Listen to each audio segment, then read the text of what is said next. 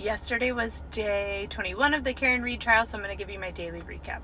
This is coming a day late because I had a very busy day yesterday and my daughter has the flu, so I wasn't able to film. But we started off day 21 with Judson Welcher on the stand. There was a long break in the morning, like an hour and a half. And then we get into a sidebar and a voir dire by Alessi without the presence of the jury. Alessi wants to question him about changing his presentation in the last few days. He says he deleted a slide and he deleted a few words. And Alessi wants to know, who have you spoken with from the Commonwealth in the last 2 weeks? Just highlighting on the last 2 weeks. He says Brennan, Lally, and Tully. There have been multiple conversations, not more than 10. When was the first convo with Tully? He said it was when he got to Massachusetts because Tully actually gave him a ride on Sunday. There was no discussion about the presentation in the last 2 weeks, though. He only talked to Brennan and Lally about the report in the last 2 weeks. So on Sunday, I guess they went through the whole report, and then Alessi wants to know who suggested the changes to your presentation. He said it was Hank Brennan. So 10 days ago, he made a change to a slide about Dighton, and I guess this is a big deal. This is why we had that huge break in the morning. So Alessi wants to know, are you aware of the issues with Burgess's CV? He's also the other Aperture expert. He says he's been bombarded with emails about the inaccuracy of the CV, but he hasn't read them. Says he got Burgess's May 8th report and is updating data on one of his slides that he had. So that's the consistency of the voir dire. That's what consisted of the voir dires that I meant to say. We get into questioning now by Hank Brennan.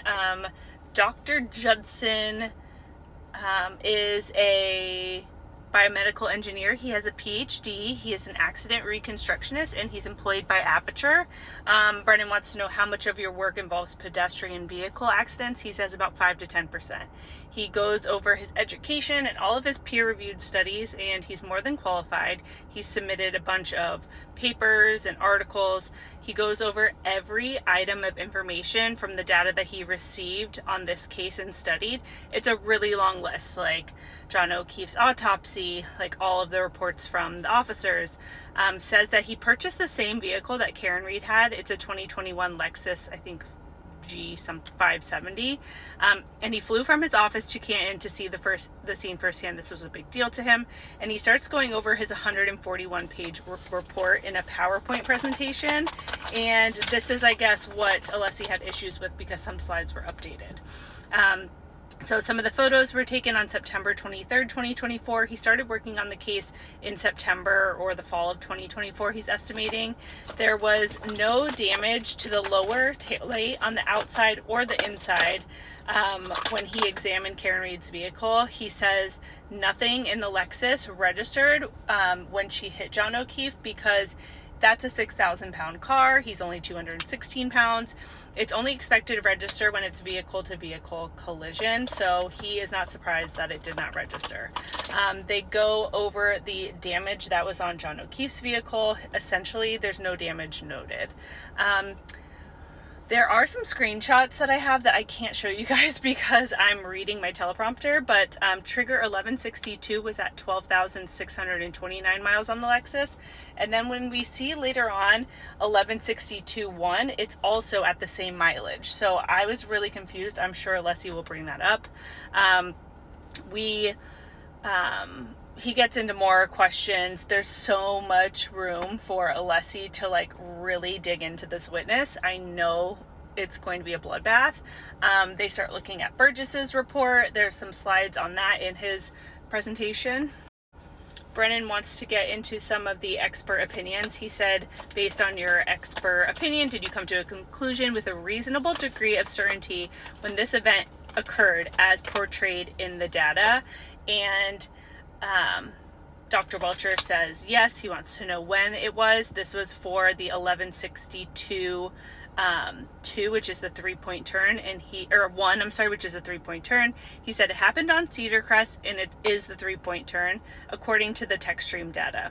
What he said was 12 minutes and 23 seconds after the vehicle was turned on at the waterfall, but I think he meant 12 a.m. and 12:23 a.m. and 38 seconds. So I was really confused because the slides were confusing and they're like in red writing. It was a lot for me. He said there was a variance based on John O'Keefe's cell phone data of 21 seconds. And we start talking about the second trigger that happened, 11:62:2. This was about 8 minutes after the 3-point turn. He notes that there is evidence of the wheel slipping on the ground too. He's going over all the data and says that it was a reverse and approximately 74% of the throttle initiated and the wheels were slipping. He's unable to see how fast the vehicle was traveling at that time of trigger, but the trigger gives a window and he says that it continued to accelerate after the trigger ended, which he was assuming that the vehicle would have been increasing in speed. He corroborated all of this with the phone lock data from John O'Keefe's iPhone, and he says that she traveled 87 feet in the 11:62:2. So she pulled forward for 34 feet and then reversed 853 feet and was going at about 23 miles per hour. So Brennan wants to know, did you come to an opinion regarding the defendant's Lexus that evening? He said yes. And they go to slide 25. So he wants to know, was this trigger accessible during the 3-point turn? And he says that wait, I'm a little bit confused reading my notes from the teleprompter. Usually I can see all of them because I have them on my computer. But he says the time between the two events was 8 minutes and 5 seconds. And just kind of reiterates again, 11:62:2 was a transition into reverse with the high throttle application. This was forward motion followed by a lengthy rear impact. Then he uses the word impact, so Alessi objects. The defense moves to strike that, and Brennan asks him the same question again. He says the same thing without the word impact.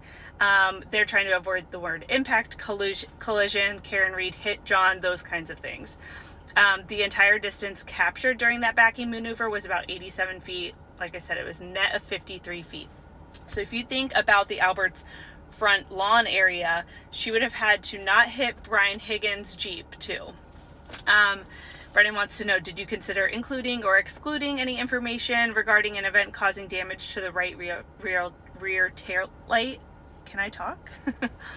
He said he looked at the downloads, the backing incident info, and John O'Keefe's injury. He does get into now the ring video of Karen Read leaving John O'Keefe's house around 5 a.m. And says that was sufficient. Brennan wants to know, was that sufficient enough to cause the damage? He says, you can see right here that the vehicles do hit. I think Brennan was upset about that. But the evidence of contact is nowhere near the upper taillight. And he has all of these models that he uses to show that contact is not strong enough to cause any damage. I'm going to finish my makeup and have you guys go to part 2 because I have a little bit more info to share.